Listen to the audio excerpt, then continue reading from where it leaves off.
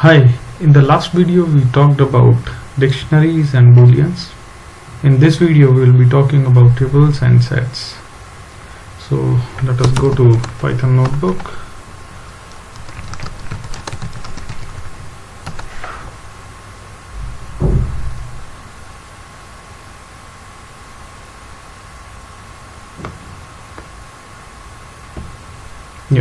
So let us first create a list. So list is created inside a square bracket 1 2 3 4. So this is my list. If I look at it, 1 2 3 4. Now I'll create a tuple. So tuple, instead of a square bracket, we'll be using normal brackets to create a tuple. So I have these elements inside my tuple.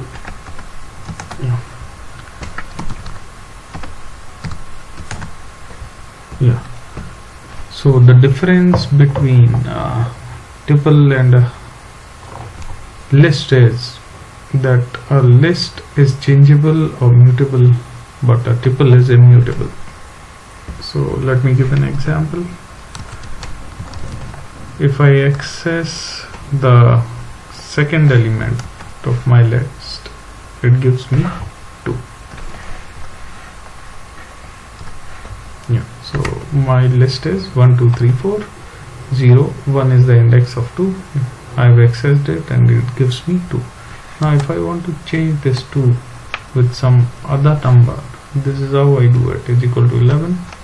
And now if I look at my list, 2 has been replaced with 11 in the list. Now if I want to do the same thing with tuple, so if I access the element 6, 0 1 2 3 is the index of 6.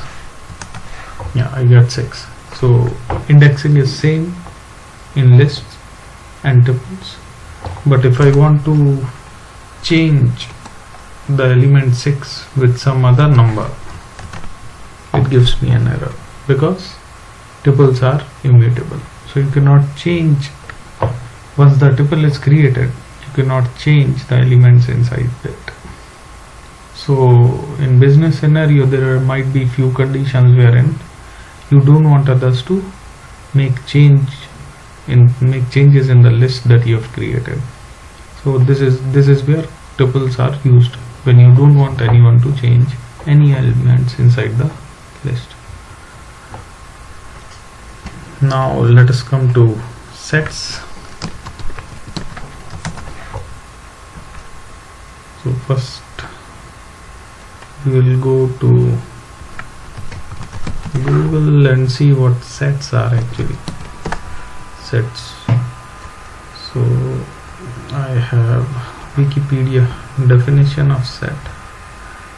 It says, in mathematics, a set is a well-defined collection of distinct objects. This is very important.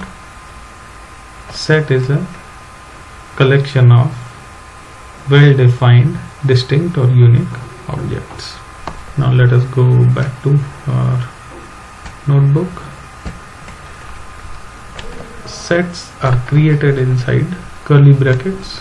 So if I say 3, 3, 4, 4, 4, 5, 5, 6, 7, 8, and if I create this, what happens is it removes all the duplicates and keeps all the elements only once inside the set. By definition itself, set is a well-defined collection of unique or distinct objects. So this is what it does. Even if you give duplicates to a set, it will remove the duplicates and keep only the unique entries. I can define it or give a variable to it. So 2, 3, 4, 4, 5, 5, 6, 7, 7.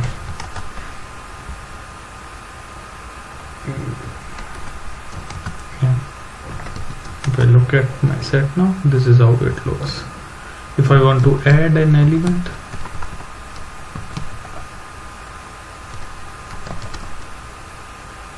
I say add 5 again to my set. So let's see how it looks. So if since 5 was already there, it has not added 5 again. Let me add something else. 11. Since 11 was not there, it has added 11 to the end of the set. This is how sets and tuples work in Python.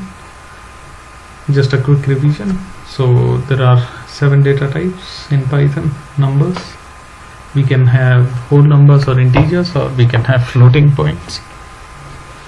Numbers, that is numbers with decimals. We can have strings which are written inside the quotes. Lists are created inside the square brackets. We can index them, it means indexing works on lists, and they are mutable. Dictionaries, they are like key value pairs. So if you want to access a value inside a dictionary, you need to provide the key, and the keys inside key value pairs inside dictionaries do not have any order. Booleans are true or false. So when you check few conditions like greater than or equal to, any logical statements which should give you true or false, that's where booleans come into picture. Tuples are like dictionaries created inside normal parentheses, and they are not mutable.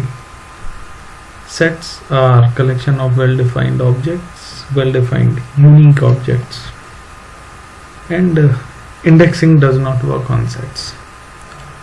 That's all for this video. In the next video, we'll be discussing about logical statements in Python. Thanks a lot for watching.